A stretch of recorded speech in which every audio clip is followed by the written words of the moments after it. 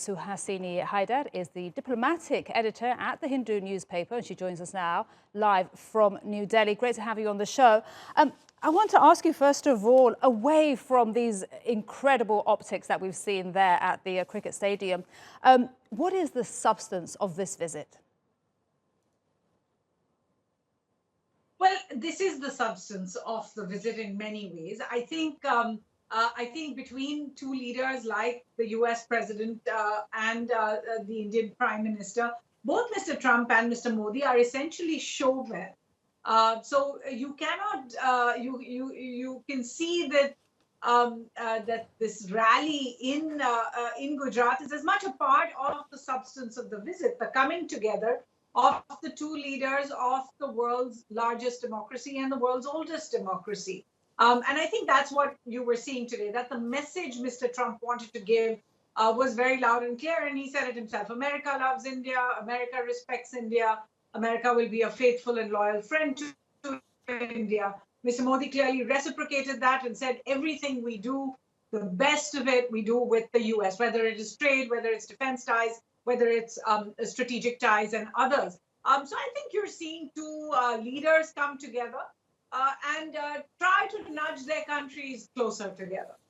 Okay, and away from all those, clearly very positive words there are some thorny subjects, the situation in Kashmir, the Citizenship Amendment Act. Trump has said there's been talk that he will address this. How do you think the Indian government will react?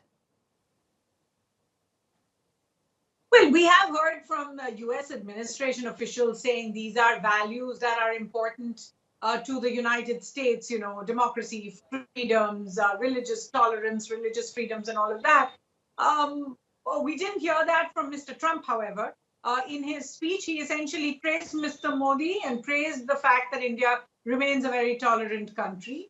I didn't see him raise any very tricky issues there. Maybe in the private conversations, those will follow. But, we do have to remember, when we speak about the US and India being two pluralistic democracies, these two leaders themselves are not exactly a representative of that, if I may say. They are both basically leaders who have come through very populist mandates, and they both have had at different times laws made or travel bans made on the basis of religion.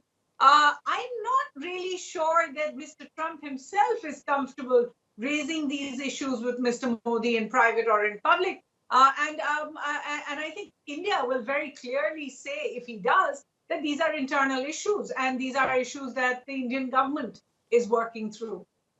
And going forward, how will this incredible two-day visit benefit both countries? Well, I think the substance, as you referred to it earlier, the discussions between the two leaders are on Tuesday. They're expected to sign a slew of agreements, which will be essentially on defense. Mr. Trump said it there: more than $3 billion in defense purchases of helicopters and other things. We will see energy ties take center stage as well. A trade deal has clearly not yet been pushed through between the two, but we will see them sign MOUs on space, on homeland security, on medical cooperation and intellectual property rights.